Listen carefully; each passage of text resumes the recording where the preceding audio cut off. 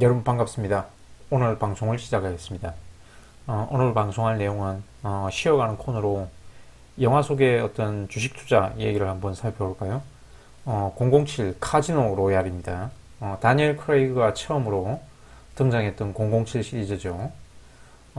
이 영화의 이제 교훈은 미국 주식 시장의 숏, 그러니까 하락 배팅입니다. 하락 배팅. 그죠?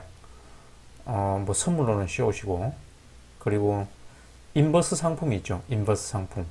뭐 나스닥 하락에 배팅하는 뭐 3배짜리 SQQQ 그런 것들 있잖아요. 그죠? 아무튼 미국 시장에 숏, 인버스, 하방 배팅하지 마라. 파산한다. 라는 게 이 영화의 결론입니다. 물론 뭐 제가 생각하는 결론입니다. 주식과 관련해서. 아무튼 제가 이 007 영화를 처음 본 게 1986년에 그 For Your Eyes Only라고 있어요. 이 영화인데 쭉 읽어보시고, 아무튼 오늘 할 거는 카지노 로얄이니까 Your Eyes Only는 그냥 한번 쭉 읽어보시고, 007 본드걸 중에 가장 미인이었던 제 기준에 캐롤 부케가 본드걸로 나왔었거든요. 아무튼 프랑스 여배우들이 미인들이 많더라. 그리고 이 For Your Eyes Only 심 타이틀을 불렀던 이 시나 이스턴이라고 영국 가수입니다. 이따가 한번 들어보세요. 그리고 이제 Your Eyes Only에 보면 마지막 전투씬이 007이 그리스 어느 산꼭대기 수도원에 이제 악당들 물리치기 위해서 그 암벽 등반으로 침투를 하거든요. 그래가지고 그때 그 장면이 인상 깊게 남아서 대학 들어가서 이제 제가 암벽 등반을 시작했습니다. 그래서 제 채널 이름이 스토어 클라이막스예요.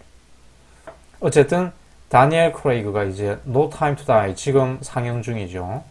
이 영화를 끝으로 007 영화를 떠납니다. 다니엘 크레이그가 제 기준에는 가장 멋진 007이었던 것 같네요. 이런 면에서. 그래서 이제 영화 속의 주식 이야기, 이제 007 카지노 로얄 어떤 얘기가 등장하냐 하면, 이 영화는 이제 다니엘 크레이그가 첫 주연으로 이제 007 영화에 등장했는데 2006년 영화거든요.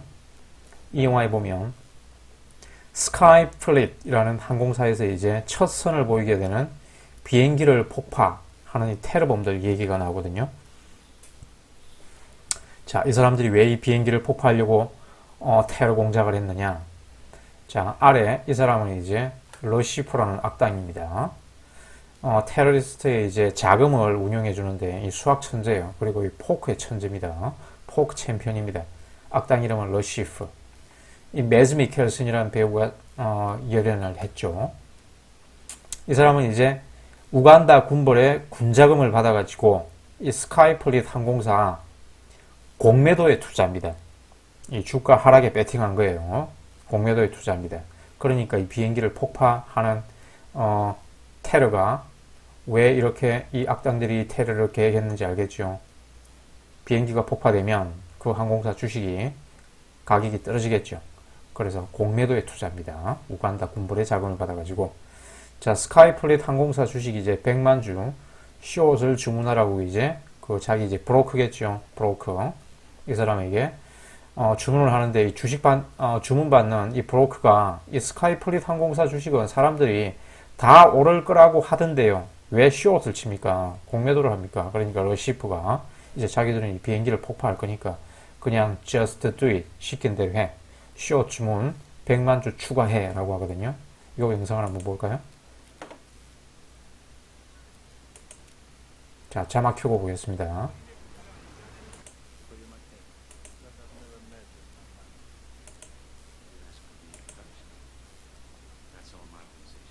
자, 이제 매즈 미켈슨 로시프가 등장하죠. 자, 그래서 이제 돈을 맡기는데,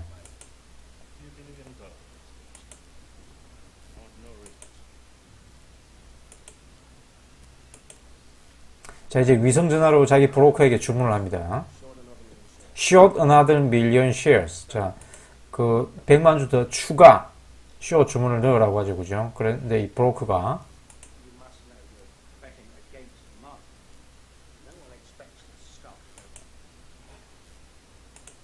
자, no one expects this stock to go anywhere. but up 이라고 그러죠. 그죠? 이 but은 전치사예요. except입니다. 사람들은 이 주식이 다 오를 거라고 하는데요. 그러니까 이 로시프가 just do it. 그냥 시킨 대로 해. 라고 하죠. 자, 이 007 카지노 로얄 영화의 모티브가 2001년 9.11 테러 전에 비정상적으로 거래가 폭증했던 아메리칸 에어 이 풋옵션 공매도 사건을 모티브로 이제 출발했거든요. 9.11 테러가 일어나기 전에 이 아메리칸 에어 주식에 하방 배팅한 세력들이 많았습니다. 다 나중에 FBI 조사 다 받았어요. 이 아래는 이제 그 기사거든요. 그 기사, 요 기사를 살펴보면 자, 요 기사 보이시죠? September 19th, 2001 2001년 9월 19일 9.11 테러가 일어나고 약 18일 뒤에 나온 기사예요. 요 기사를 이렇게 쭉 읽어보시면 자, 이런 내용이 있어요. American Airlines stock price would fall. 아주 이 과도한 수의 트레이딩이 발생했는데, 배팅을 했는데, 대리아이 사실에 배팅을 했다 이거예요. 그죠? 풋옵션이 80%였다.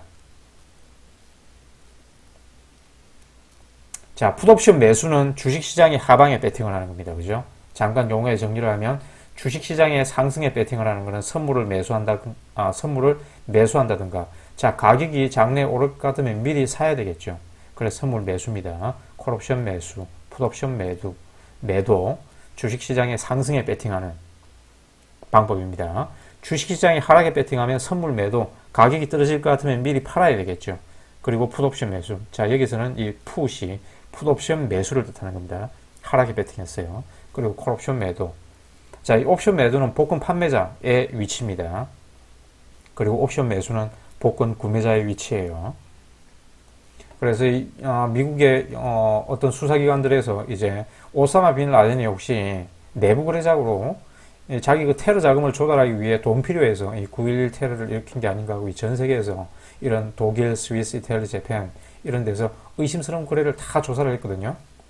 다 조사를 했습니다. 그래 이제 다시 영화로 오면 이제 제임스 본드가 폭탄 제조 전문가의 이제 휴대전화에서 단서를 추적하다가 제임스 본드가 이제 마이애미 공항에서 첫 선을 보이는 스카이플릿 항공사 비행기 폭탄 테러 계획을 이제 알게 돼요. 그래서 요 영상에 보시면 이제 그 폭탄 테러, 비행기 폭탄 테러를 제임스 본드가 막게 되죠. 그래서 이제 테러가 안 일어났으니까 스카이플릿 항공사의 주식은 이제 안 떨어졌겠죠. 주가는 안 떨어졌겠죠. 그래서 러시프는 오히려 공매도했던 그 주식, 스카이플릿 항공사 주식을 이제 미리 공매도하고 그 항공사 비행기를 이제 폭파해가지고 스카이플릿 주가를 인위적으로 떨어뜨리고 자기 그 공매도 이익을 취하려 했는데 실패했죠. 제임스 본드의 활약으로 테러에 실패하고 스카이플릿 주식은 다시 상승을 했어요. 자, 떨어뜨리려고 공매도를 쳤는데 주식이 오히려 올라버렸어요. 그래서 러시프는 손실을 봤습니다. 쫄지에 이제 1억 달러 손실을 봤거든요. 1억 달러. 그래서 이제 이 손실을 만회하기 위해요. 몬테네그로, 이 검은 산이라는 뜻이죠. 몬테네그로 카지노에서 포커 챔피언십을 개최하게 됩니다. 이 영화에서 1인당 참가비는 1천만 달러. 우승 상금은 이제 러시프가 1억 달러 손실을 봤으니까 만회해야 되겠죠. 그래서 우승 상금이 러시프 자기 손실분만큼 1억 달러예요. 1억 달러. 자, 상금 1억 달러입니다. 그래서 추석을 달면 이 공매도는 왜 위험하냐면, 물론 이 개인은 공매도를 할 방법이 없지만 우리나라 개인 투자자는 물론 그 전문 투자자라고 자기 자본금이 5억 이상 되면 CFD 자격이 나오거든요. 전문 투자자라고. 그런 경우에는 개별 종목도 공매도를 할 수 있습니다. 자, 공매도는 손실이 무한대거든요. 손실이 무한대. 자, 러시프가 물론 우간다 군벌의 자금이 얼마인지는 모르겠지만 러시프가 자기 돈 1천만 달러를 투자해서 스카이플릿 주식 공매도를 해도 손실은 1억 달러가 발생할 수 있는 이유가, 예를 들어 이제 자, 공매도는 손실이 무한대입니다. 1주 100달러에 공매도를 했는데 주가가 안 떨어지고 올라서 1000달러가 돼버렸다. 10배 올라가겠죠. 그죠? 그러면 러시프는 자기는 100달러에 공매도를 했는데 이제 주가가 올라서 1000달러가 됐으니까 하루라도 빨리 1000달러의 주식을 사가지고 공매도할 때 빌려왔던 주식을 갚아야 돼요. 그죠? 그래서 공매도는 손실이 무한대입니다. 1000달러가 될 수도 있고 가격의 상방은 뻥 뚫려 있죠. 10,000달러가 될 수도 있고. 그래서 가격이 언제까지 오를지 모르기 때문에 빨리 사서 갚아야 돼요. 그래서 공매도로 파산하는 그런 헤지펀드도 많습니다. 그래서 이제 MI6 영국 군 정보부입니다. 그죠? Military Intelligence. MI6에 이제 공작금 1천만 달러를 007이 받아가지고 자기가 이제 참가를 해요. 그래서 이제 007이 이 포커 챔피언십에서 우승해가지고 이 러시프를 파산시켜 MI6로 이제 데려와가지고 전 세계에 있었던 이 테러의 배후를 캐는 게 목적입니다. 그래서 이제 007은 카지노 로얄 이 포커 챔피언십에 참가를 해가지고 천신만고 끝에 이 러시프를 이기죠. 자기 패가 007의 패가 스트레이트 플러시였어요. 그것도 이 문양은 스페이드였습니다. 스페이드 스트레이트 플러시로 이깁니다. 요 영상을 보시면 됩니다. 자, 그래서 이 영화의 교훈은 자, 공매도는 손실이 뭐 안 됩니다. 그 여러분이 인버스를 하잖아요. 뭐 여러분이 뭐 직접 선물을 할 수는 없을 테니까 물론 뭐 해도 되지만 선물을 할 수는 없을 테니까 주로 이제 잠시 이 하방 배팅을 하게 되면 인버스 뭐 2배짜리, 3배짜리 그런 걸로 하잖아요. 그죠? 그래서 많이 하는 게 미국장에서는 나스닥 3배 인버스, SQQQ를 많이 하는데 물론 그거는 손실이 무한대는 아니에요. 자기 배팅한 금액만큼, 자기 투자한 금액만큼만 최대 뭐 원금 손실이 발생할 수 있지만 선물이나 옵션에서는 이 매도 포지션 손실이 무한대입니다. 아까도 얘기했듯이 주식 가격의 하방은 막혀있죠. 뭐 밑으로 떨어져 봤자 빵원 되거나 뭐 상장 폐지되면 자기 원금만 100% 손실이에요. 그런데 이 주식 가격의 상방은 무한히 뚫려 있죠. 그죠? 가격에 꼭대기는 없잖아요. 그죠? 무한히 뚫려 있습니다. 그래서 손실에 배팅했는데 하방에 배팅했는데 오히려 가격이 무한정 올라가고 있다. 그러면 여러분의 그 공매도 친 사람의 손실은 무한대예요. 무한대. 가격의 상한은 정해진 것이 없기 때문입니다. 주식 가격이 무한히 주구장창 오른다면 공매도한 사람의 손실은 무한대입니다. 즉 원금 이상의 손실이 발생할 수 있어요. 100만 원으로 A 주식을 공매도를 했는데 그 가격이 여러분이 뭐 공매도했던 가격이 10달러였는데 20달러, 30달러, 100달러, 1000달러로 올라가면 여러분의 그 손실은 계속 늘어나고 있습니다. 그래서 그 주가지수 선물, S&P 500이나 나스닥 100 같은 주가지수 선물을 하는 사람들에게 격언이 있거든요. 격언처럼 물려도 롱 포지션, 매수 포지션입니다. 매수 포지션.